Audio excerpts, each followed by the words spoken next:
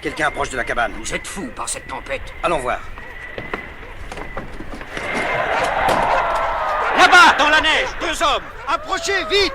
Les chiens sont attachés! Allons, paix! Ardent, Fédor, allons! Qui êtes-vous? Les aviateurs suédois. Police canadienne! Entrez vite! Il fait -20.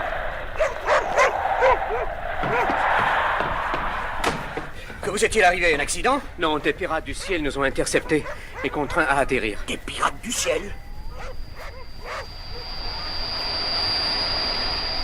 Ici Castor 2, j'appelle leader. Dan Cooper écoute. Capitaine, une forme noire a failli me percuter. C'est sûrement cette fusée qu'on nous a signalée de Fort Alberta. Elle a échappé au téléguidage. Il faut la battre. Non, capitaine, impossible. Ce n'est pas un engin de chez nous. Il montait à une allure folle, en faisant un long trait de feu. Tonnerre. Ouvrez l'œil et signalez-moi toutes vos observations.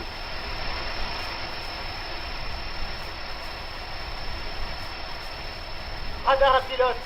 Capitaine, j'ai contacté la fusée perdue. Elle vient cap sur nous. Vitesse. Oh!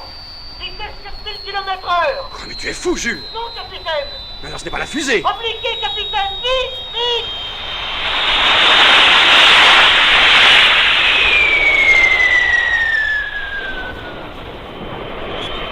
Ici Castor 2. Capitaine, on a tiré sur nous. Nous sommes touchés. Nous tombons. Castor 2, abandonnez l'appareil. Sautez.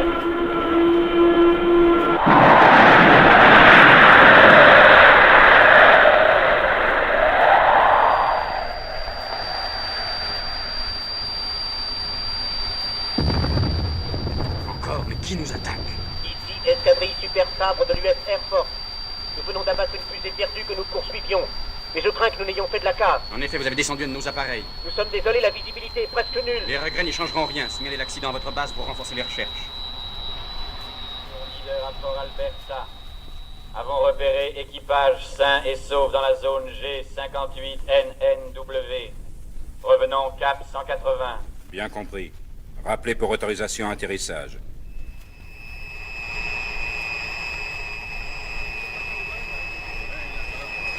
Capitaine Cooper, C'est moi? le colonel vous demande d'urgence. Bon, je vous suis. Jolie couche de neige, dites donc. Ça n'arrête pas de tomber. Mais, Qu'est-ce qu'il y a? tonnerre, un des engins que j'ai croisé dans le ciel, qu'est-ce que c'est? Le coléoptère, vous savez cet appareil français révolutionnaire? Et qu'est-ce qu'une fiche au Canada? Le colonel vous le dira peut-être. Voilà la situation, Cooper. Tout à l'heure, le constable Richard m'amène 2 Suédois recueillis par son poste de police. Ils pilotaient un Goodlass. Vous savez, cet extraordinaire biréacteur supersonique. Oui, mon colonel, je connais. Il n'y avait à bord aucune matière précieuse. Pourtant, les aviateurs ont été attaqués par des engins inconnus volant à des vitesses folles. Si je rapproche ce site de vos mystérieuses rencontres dans le ciel... Mon colonel, l'un des 2 bolides que j'ai croisés était certainement le coléoptère français. Bon, laissons le coléoptère pour l'instant. Mais l'autre appareil, n'était-ce pas un de ces pirates de l'air? A-t-on retrouvé le Goodlass des Suédois, mon colonel? Non, pas encore. Le constable et les 2 pilotes vont partir en hélicoptère pour effectuer des recherches. Allez donc avec eux, Dan. Là, n'est-ce pas votre appareil, monsieur Swenson? Si, c'est lui. Posons-nous. Voyez, constable, le Goodlass a l'air complètement détruit. Sauf les ailes, capitaine. On distingue leur forme dans la neige. Sautez, messieurs, allons voir. C'est curieux, les 2 ailes ont été détachées de la carlingue. Mais regardez, elles ont été coupées net. Oui, les ailes sont coupées. Oui, tranchées comme par des tenailles gigantesques. Bon, aidez-moi à dégager la neige. Et attention, regardez, qu'est-ce que c'est que ce petit disque rouge là? Je ne sais pas. Il y a des inscriptions dessus, on dirait de l'arabe. C'était votre mascotte? Non, pas du tout. Nous n'avons jamais vu ces disques. Alors ce serait une sorte de signature des assaillants. Oui, c'est une pièce à conviction, mais bien étrange. Est-ce que vous trouvez autre chose d'intéressant? Non, rien, la carlingue est calcinée. Bon, je crois qu'il n'est pas utile de geler ici plus longtemps. Rentrons. Vous rappelez-vous, capitaine Cooper, ces appareils commerciaux détruits dans le Pacifique il y a un mois? Oui, en effet. Bon, montez, messieurs. Alors, vous croyez, constable? Je crois me rappeler que les conditions de l'attaque étaient les mêmes. Les ailes sciées et les passagers épargnés. J'ai hâte de vérifier ça à la base. Nous y serons bientôt.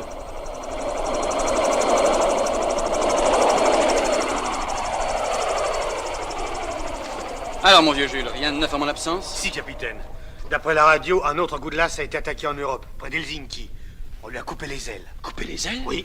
Et le plus beau, c'est que l'appareil venait d'être intercepté par des MiG soviétiques. L'attaque s'est passée au beau milieu des Russes. Comment, ils n'ont rien vu? Ils ont vu une espèce d'engin fondre du ciel à 20 000 à l'heure et remonter en chandelle, tout ça sans faire aucun bruit. Il y a eu des victimes? Non, non. Le Goodlass a été frappé au moment de l'atterrissage. Les pilotes sont indemnes.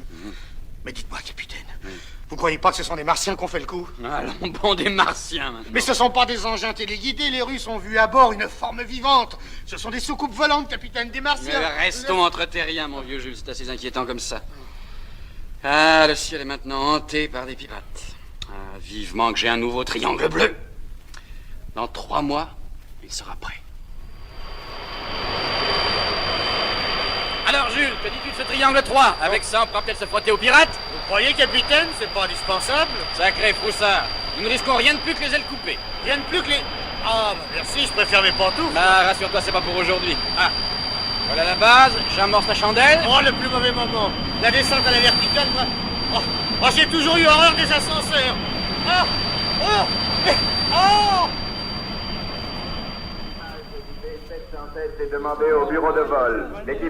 Tiens, pourquoi ce rassemblement? Le coléoptère français revenait. Ah, il paraît que c'est l'avion de demain. Peut-être, mais aujourd'hui, c'est pas lui qui nous débarrassera des pirates, ce gros balourd. Pourtant, messieurs, lui seul peut contrer ceux qui vous font la nique. Vraiment? Capitaine d'aviation du Roc, pilote du coléoptère. Un balourd qui atteindra bientôt 20 000 km/h. 20 000? Bonsoir, messieurs. Oh, quel farceur, c'est français. Ah non, Jules, aujourd'hui, il faut croire à l'impossible. Le colonel Rivière demande le capitaine Cooper. Bon, j'y vais. Rivière demande le capitaine Cooper. Mission secrète, Cooper.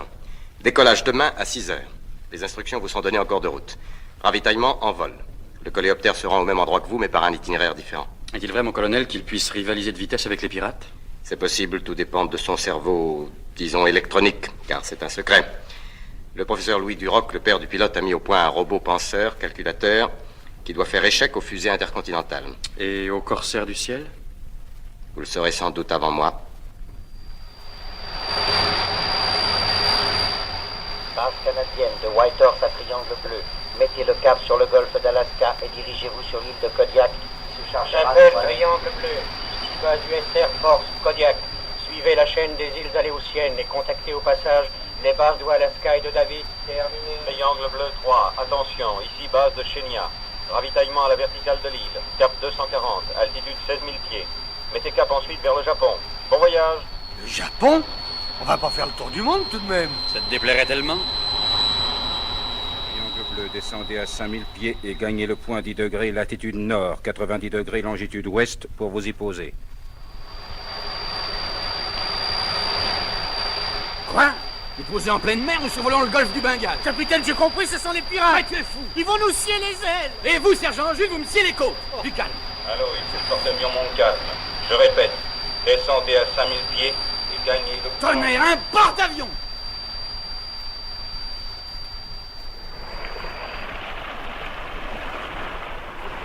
Avance, là, tout droit, appuie un peu, un petit peu. Lieutenant de vaisseau d'Arbois, bienvenue sur le Montcalm, capitaine. Merci, lieutenant.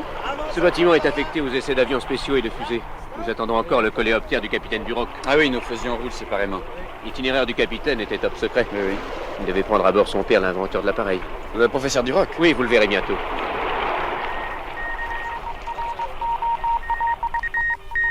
Porte-avions RGM Montcalm, département marine. Professeur D, bien arrivé. Poursuivons notre route. Tout va bien à bord.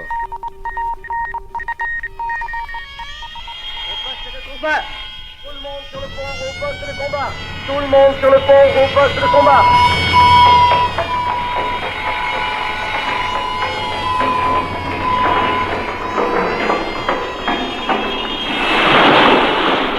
Allumez les projecteurs. Canonnier, à vos pièces. Manœuvre de nuit, lieutenant! Non, capitaine. Les avions inconnus nous survolent. Ils ne répondent pas à nos radios. Regardez ces bolides qui arrivent au roi de l'écume! Couchez-vous, vite! Vous avez vu ce qu'ils ont lancé, ces boules translucides? Tiens, aucune pièce ne tire plus.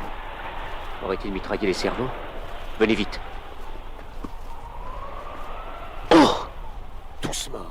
Mais c'est impossible. On ne voit aucune trace de sang. Non, ils ne sont pas morts. C'est autre chose.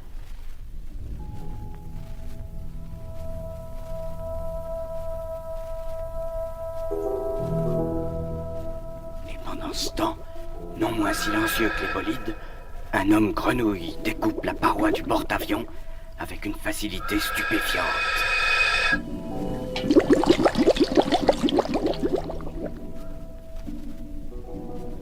Et sous l'eau, porté par d'étranges submersibles, d'autres hommes grenouilles attendent.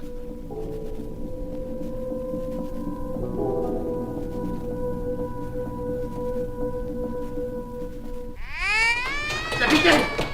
Capitaine! Capitaine! Enfin, je vous trouve, capitaine! cette fois-ci. Le vaisseau est envahi par des hommes grenouilles. Quoi, des hommes grenouilles? Ils lancent des boules qui éclatent et les hommes... Ah! Mais les voilà! Ah! Au secours! Au secours!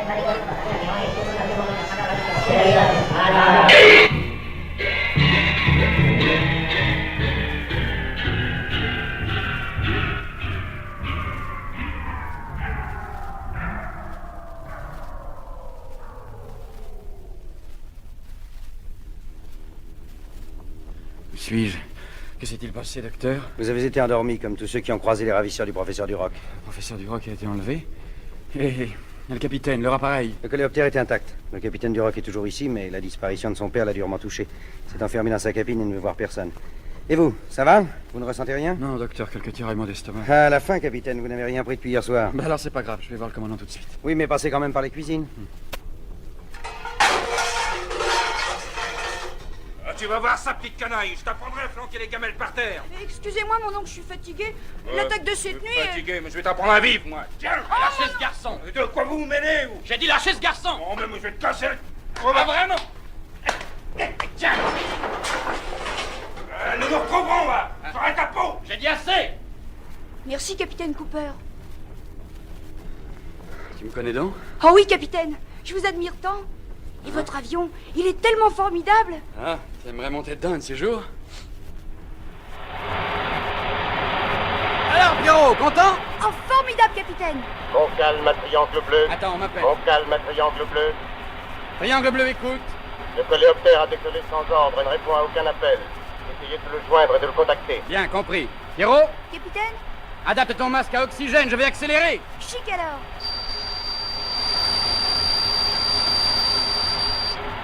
Allô, Duroc? Allô, Duroc, répondez. Pourquoi ce départ? Je ne peux rien dire. Dans ce cas, je suis tenu de vous obliger à faire demi-tour. Cooper, je vous avertis, si vous persistez à me suivre, je vous abats. Quoi, mais vous êtes donc complice des pirates? Écoutez, si vous ne rebroussez pas chemin, c'est moi qui... Oh, il a mis en route des fusées d'appoint, il m'échappe.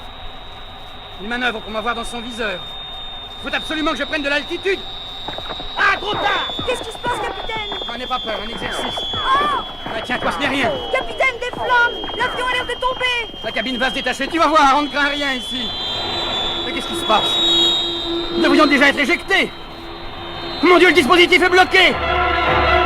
Ici, Duroc, sautez, Cooper, sautez!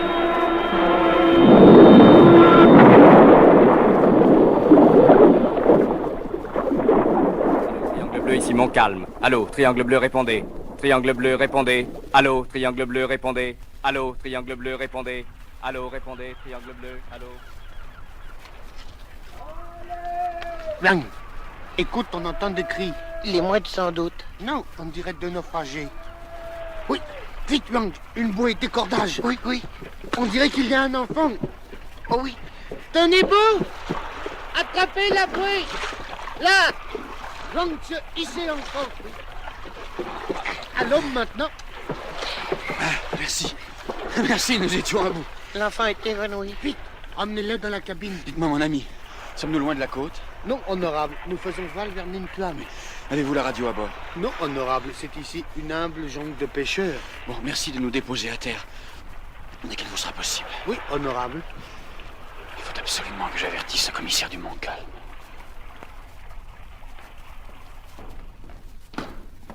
Heureux de vous retrouver indemne, le capitaine, ainsi que notre jeune marmiton. Dès que nous avons capté votre message à bord du Montcalm, le commandant a mis un appareil à ma disposition. J'ai amené avec moi le lieutenant Karadec, le second de Duroc. Capitaine, ce n'est pas lui qui vous a tiré dessus, n'est-ce pas? Si, il m'a abattu froidement. Oh, c'est donc vrai. Je dois dire à sa décharge qu'après avoir tiré, il m'a crié de sauter. Mais il est innocent, j'en suis sûr. Il aura été obligé de fuir, de vous abattre. Moi, je ne demande qu'à le croire. Mais laissons Duroc pour l'instant. Il faut que vous sachiez les choses extraordinaires que nous avons vues sous les eaux. Sous les eaux? Oui, capitaine. La capsule éjectable du triangle n'a pas fonctionné. Nous avons coulé avec l'appareil. Heureusement, la cabine étanche a résisté à la pression et nous avions des réserves d'oxygène. Mon Dieu, mais... Et le petit Pierre? Il a été bien courageux. Nous avions perdu conscience tous les deux sous l'effet du choc. Oui. Revenu à moi, j'ai maintenu le moral du gosse comme j'ai pu. D'ailleurs, malgré notre angoisse, nous étions fascinés par ce monde silencieux La lumière glauque, inattendue, les poissons qui nous frôlaient. Soudain... Pierrot, je ne rêve pas, tu vois bien comme moi?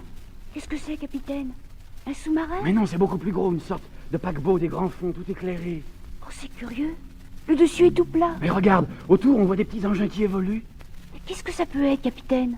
Les engins sont montés par des hommes. Mais oui, des hommes grenouilles. Ah, tonnerre, j'ai compris. Le submersible, c'est un porte-avions.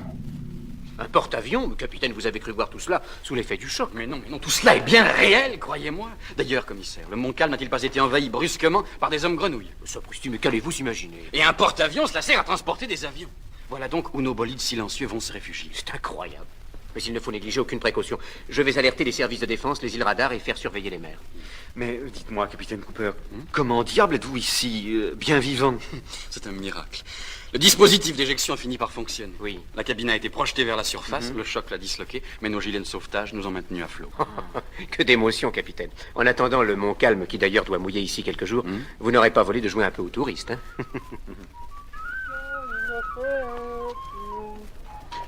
Regarde Pierrot, un charmeur de serpents. Pierrot, mais où est-il? Là-bas, le nez collé à la vitrine d'un journal. Hé, Pierrot, qu'est-ce que tu regardes comme ça? Des photos de l'Everest, capitaine. Hein? La dernière expédition anglaise. Ça, par exemple. Quoi donc? Mais là, voyez ces caractères tibétains peints sur le rocher. Regardez maintenant ce petit disque rouge. Ce sont les mêmes signes, en effet. Et puis j'ai trouvé ce disque sur l'aile d'un goût-glace abattu par les pirates du ciel. Comment? Ce seraient des Tibétains? Mais rappelez-vous, les hommes grenouilles qui ont assailli le Montcalm. Leurs mains étaient jaunes. Capitaine, il y a un mendiant qui veut vous parler. À moi? Oui. Que Vishnu te bénisse, Saïb. Ce papier est pour toi. Ah, qui te l'a remis? Je l'ignore, Saïb. C'est le Duroc. Il veut nous rencontrer ce soir au mausolée de Sariputta. Un piège, peut-être? Non, c'est l'écriture de Jacques, j'en suis sûr. Il faut aller à ce rendez-vous.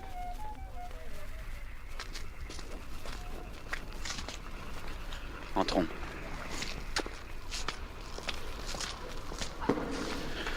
Restons près de la porte, on ne sait jamais. Nous aurions dû prévenir le commissaire de bord. Ah tiens, Karadec, votre belle assurance s'envole. Sûrement pas, mais... Chut, quelqu'un vient.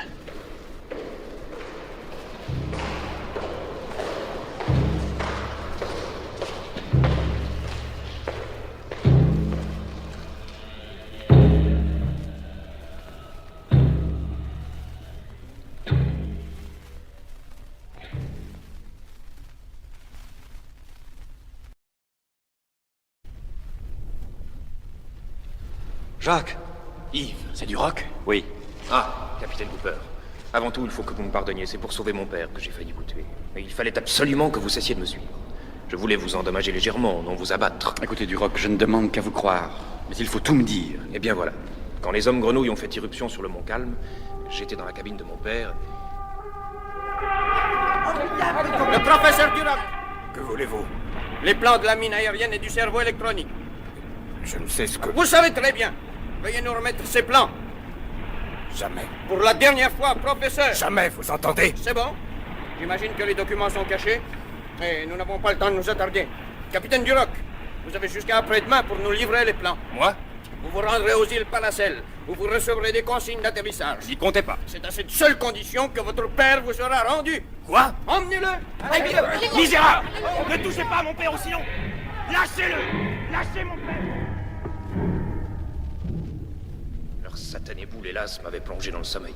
Vous avez parlé d'une mine aérienne. Oui, mon père en achevait les plans. Une mine attirée automatiquement par les fusées balistiques. Grâce à un cerveau électronique. Exactement. Le même que sur le coléoptère. Hélas, cette boîte magique est maintenant aux mains des pirates. Car je me suis rendu au Paracel. Où est mon père? Vous n'avez pas à vous inquiéter. Il est dans un lieu de calme et de prière. Quoi? Vous le reverrez bientôt. Il devait être ici. Lâche, vous m'avez attiré dans un piège. Vous ne l'emporterez pas au paradis. Tenez! La lutte n'était pas égale. Je fus assommé et plus tard recueilli par des chasseurs. Alors j'ai cherché à vous rejoindre en me cachant le plus possible. Bien, et que puis-je pour vous? Il existe un double des plans du cerveau robot. Ils sont cachés dans ma cabine. Si vous pouviez me les remettre, les collaborateurs de mon père achèveraient son œuvre. Vous comptez sur les mines aériennes pour faire échec aux pirates de l'air? Oui. Peut-être pourrais-je les amener à négocier et à délivrer mon père. Dieu sait où ils ont pu l'emmener. Vous avez parlé d'un lieu de prière. Or, je pense que les pirates sont des Tibétains. Un monastère. Une lamaserie du Tibet. Mais on doit pouvoir la retrouver. Ah, le Tibet est vaste, mon vieux Karadec. Ah, qu'importe, nous le fouillerons de fond en comble. Cooper, vous voulez bien? Pour du roc. D'accord, mais avant tout, il faut récupérer les plans à bord du Montcalm.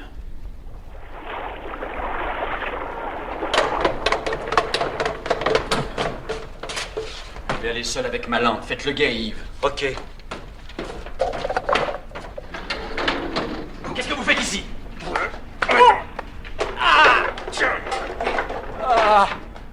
Il m'a sonné.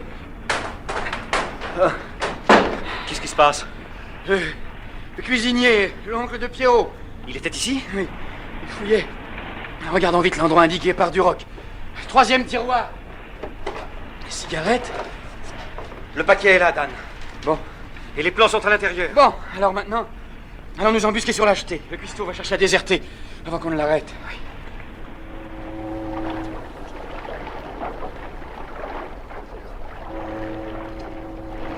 Voilà.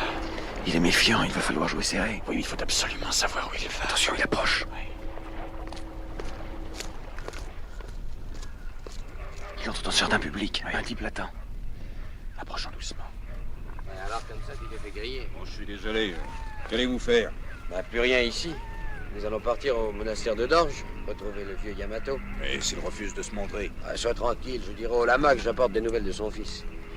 Je ferai croire qu'il est encore vivant et qu'on veut l'échanger contre Duroc. Oh, bien joué. Le professeur nous prendra pour des libérateurs. Et nous le ferons tout bonnement changer de prison. Allez, va te loger où tu peux et retrouvons-nous demain.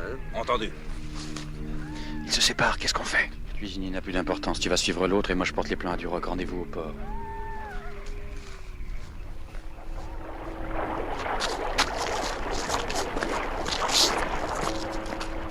Alors Yves, Le type m'a mené tout droit au dépôt d'essence de la Goodlass Compagnie. Goodlass? Oui, je sais ce que tu penses. Les pirates silencieux s'attaquent toujours aux appareils Goodlass. Et le chef des pirates, nous le savons maintenant, est un nommé Yamato, dont le fils a disparu. Nous avançons peu à peu. J'ai pris des risques. Je suis entré dans les entrepôts Goodlass et j'ai questionné un veilleur. L'homme s'appelle Baldan, il part demain pour Lhasa, au Tibet. Il faut l'en empêcher à tout prix. Il doit voler sur un Goodlass privé, je suppose. Oui, j'ai vu le hangar au bout des entrepôts. Alors vite, allons-y. Il faut s'y introduire et saboter les zingues. Voilà, c'est un des fameux biréacteurs. Bon, va faire le guet, je m'en occupe.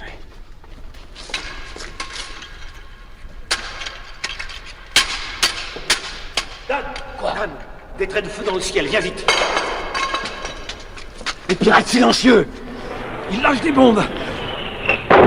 La réservoir est touchée! Filons vite! Vite! Tout va griller! Encore un! Dan, viens voir ici!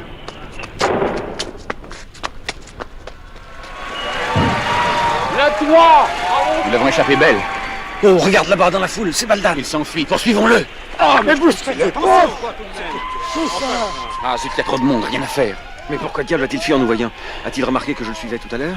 Ah, je crains qu'il y ait une autre explication, mais tellement incroyable. Laquelle? Sanders, le maître du soleil, mon ennemi juré. Je le croyais désintégré dans l'espace. C'est ça lui? Déjà au jardin public, la voix m'avait frappé, la silhouette aussi est la même. Et le visage? Non, mais il s'est en changé, hélas. Monsieur Imhoff, vous êtes, je crois, le seul anthropologue à posséder un hélicoptère pour vos recherches. En effet, monsieur. Et j'imagine que votre renommée, ainsi que la vue de votre passeport suisse, vous ouvre les frontières les plus fermées. Oui, mais pourquoi? Mais... Voilà, K.O. Excusez-moi, monsieur Imhoff, mais j'ai besoin d'emprunter pour quelque temps votre apparence et votre appareil. Vous aurez donc l'obligeance de rester caché dans un réduit, dûment ligoté et bâillonné. Là. Voilà, le paquet est fait. J'ai la teinture pour me faire une tignasse et une barbe rousse. Je vais puiser dans l'inimitable garde-robe du professeur. Voyons un peu maintenant comment je prends l'accent de Fribourg. Voilà. Je ne suis plus Sanders ni Baldan, mais le professeur Imhoff, célèbre anthropologue suisse. Pas mal. Je suis sûr qu'on s'y trompera. Il ne me reste plus qu'à trouver un pilote pour l'hélicoptère. S'il vous plaît, nous rappelons que tout trafic aérien régulier est momentanément interrompu. Mademoiselle, je suis le professeur Imhoff. Mon pilote refuse de décoller par crainte des pirates. Il faut absolument que je me rende à Lhasa. Je suis désolée, monsieur, le trafic est suspendu par mesure de sécurité. Oh, attendez. Quoi donc? Ce jeune homme là-bas cherche un appareil, vous pourriez vous entendre? Monsieur, voulez-vous venir par ici, s'il vous plaît? Enfer, c'est Dan. S'il me reconnaît, je suis perdu. Le professeur Imhoff cherche un pilote pour le conduire à Lhasa. Mais je suis à votre disposition, professeur. Je vous remercie, monsieur. Votre prix sera le bien. Ah, je ne vous demande aucune rétribution, professeur. Seulement la permission de prendre à bord un ami ainsi qu'un jeune garçon qui ne pèsera pas lourd. Soit. Quand pourrons-nous partir? Et tout de suite, je vais chercher nos passagers. Sauvé. Il ne m'a pas reconnu. Mais que diable va-t-il faire au Tibet?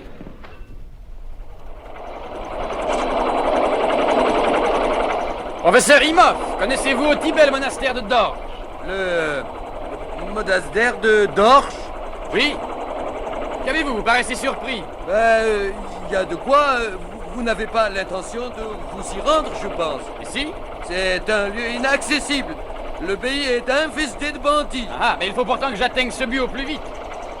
Au fait, professeur, vous désirez toujours vous poser à Calcutta? Oui, s'il vous plaît, j'ai des champs à voir, des coups de fil à passer.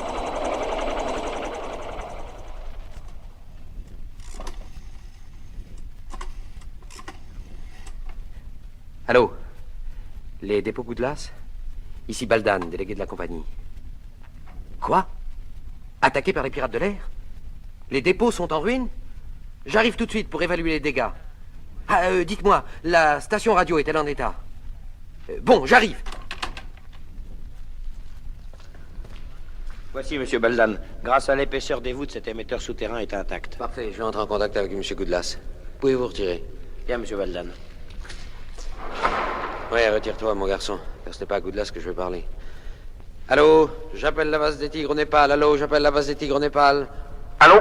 Ici, base des Tigres. J'attends votre message. Ici Baldan. Demain, je survolerai la jungle à bord d'un Westland S-55 rouge. Trajet Katmandou-Lhasa. J'ai à bord 3 gêneurs dont je veux me débarrasser. Faites mine d'intercepter l'appareil et de l'obliger à se poser. Dan, regarde! Que veulent ces chasseurs? Ils nous encadrent? Et ils n'ont pas d'immatriculation? Ce sont des pirates, Dan? Des pirates? Monsieur Cooper, je vous en supplie, n'essayez pas de leur résister. Ce serait bien impossible. S'il y a une rançon à payer, je le ferai. Je paierai pour tout le monde. Mais posez-vous, Bon. je vous en supplie. Mais pour ça, ne craignez rien, ils me contraignent à descendre. Il faut bien leur obéir.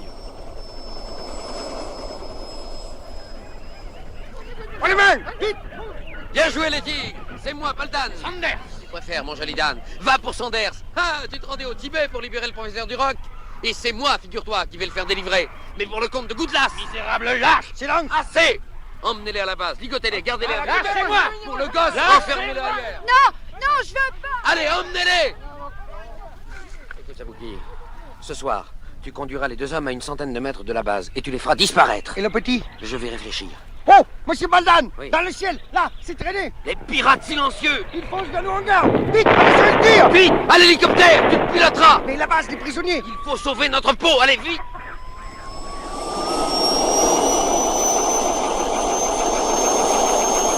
C'est de la folie! Ils nous verront! Tu voleras pas entre les berges de la rivière. Vite, vite! Décolle!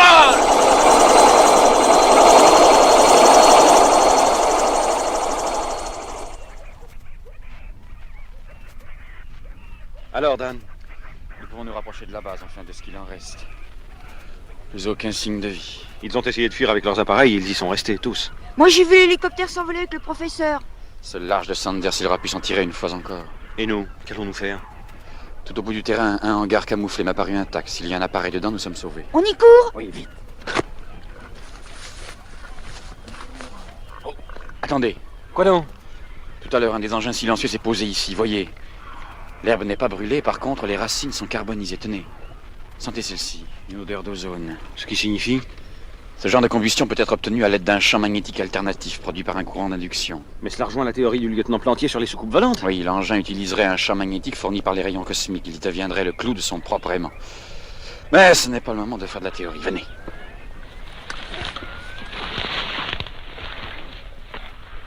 Magnifique, Dan.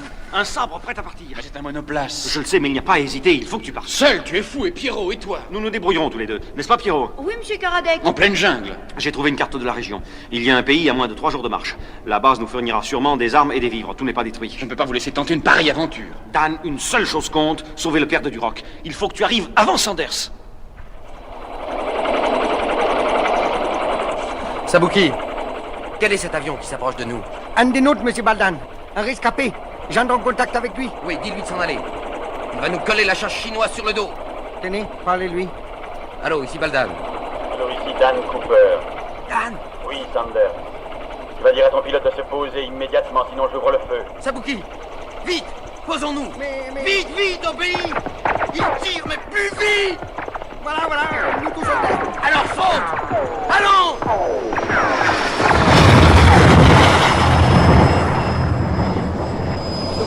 touché. Il explose. Cooper prend le large. Il nous croyait encore dans l'appareil, l'imbécile. Monsieur Baldan, regardez, là-bas, ces silhouettes. Une patrouille chinoise, ils nous ont vus. Nous sommes perdus. Perdus, pourquoi? Officiellement, je suis un savant helvétique. Je vais dénoncer Dan comme pirate et les Chinois lui tireront dessus sans sommation. C'est lui qui est perdu. 3 à chef escadrille avant détecter appareil pirate.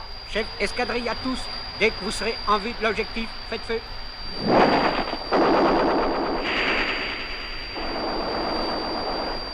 Yak 3 à chef escadrille. Objectif touché. L'appareil pique dans la tempête vers les montagnes. Poursuite dangereuse. Chef escadrille à tous. Opération terminée. Demi-tour. Allô? Ici, chef escadrille 42. J'alerte toutes les bases tibétaines. Recherchez appareil corsaire emporté par la tempête.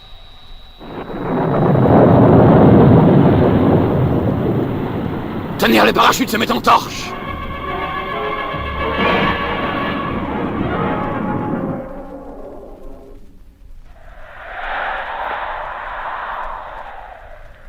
Encore là, mon vieux Dan? Il y avait tellement de neige que je ne me suis pas rompu les os. Et combien de temps ai-je pu demeurer inconscient? Mais... un hélicoptère! Verra-t-il mes signaux?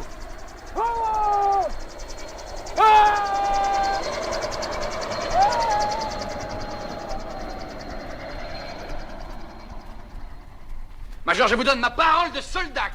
Inutile. Nous savons que tu es un pirate. Notre hélicoptère te recherchait. Mais vous avez en main mes papiers. Je ne vous demande qu'une chose, c'est de vous adresser aux autorités de mon pays. Oui, je m'en vais le faire. Mais pour mieux te confondre, crois-moi, tu ne fais que retarder l'heure du châtiment. Emmenez-le en cellule. Ah,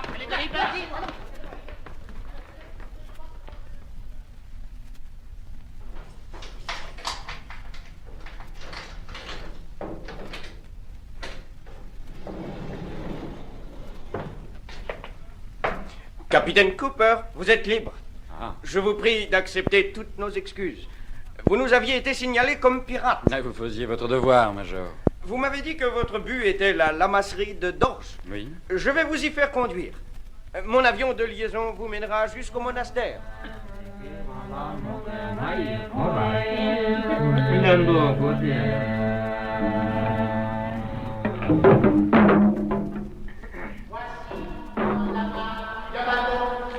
Approchez, monsieur. Vous vous étiez promis de libérer le professeur Duroc, n'est-ce pas? Votre action est noble, mais inutile. Inutile? Je viens d'apprendre la mort de Goodlass, survenue dans un accident d'auto. Elle devait mettre un terme à notre action. Aussi puis-je relâcher le professeur Duroc, car je ne crains plus les mines aériennes. Nos bolides silencieux seront détruits, et je vais me livrer à mes juges. Mais pourquoi attaquez-vous ainsi Goodlass, ses dépôts, ses appareils? Les avions avaient été conçus par mon fils, Okami, et Goodlass prétendait lui en avoir acheté les plans. En fait, mon malheureux enfant a disparu. Goodlass l'a fait tuer. En avez-vous la preuve? Hélas, non. Je m'étais retiré en ces lieux pour me consacrer à la prière. Mais des amis de mon fils, les samouraïs des eaux, ont voulu le venger. Les samouraïs des eaux? Oui, une société secrète d'anciens officiers japonais. Ils connaissaient l'existence d'un porte-avions sous-marin que leur pays avait construit juste avant la fin de la guerre. Ils retrouvèrent le submersible et à l'intérieur 3 prototypes d'avions. Comment ces bolides silencieux dateraient de plus de 10 ans? Leur mode de propulsion est nouveau. Je suis physicien, spécialiste des rayons cosmiques. En captant ces rayons, j'ai pu transformer une énergie électromagnétique en énergie mécanique. Mais les frottements à pareille vitesse? Les appareils sont enduits d'un liquide lubrifiant qui d'ailleurs nous est tombé du ciel. Oui, sous forme de météorites, de petites pierres de lune ramassées par mes moines et que je traite chimiquement. Ainsi, il n'y a plus pour vous de mur de la chaleur. Et plus de mur du son. Le mur du silence est dépassé. Professeur Duroc, pensez-vous que la justice se montrera clémente envers Yamato et ses complices? Je l'espère, et personnellement je déposerai en leur faveur. Voilà qui vous honore, professeur. Et dites-moi, le secret de cet extraordinaire cerveau cosmique? Yamato ne le livrera jamais, soyez-en sûrs. Le porte-avions sous-marin s'est sabordé sur son ordre, les engins prodigieux sont disloqués. Tout cela repose sur les grands fonds à présent. Oui. Vous avez raison, Yamato ne parlera plus. Et la mer gardera pour toujours les vestiges de cette fantastique aventure.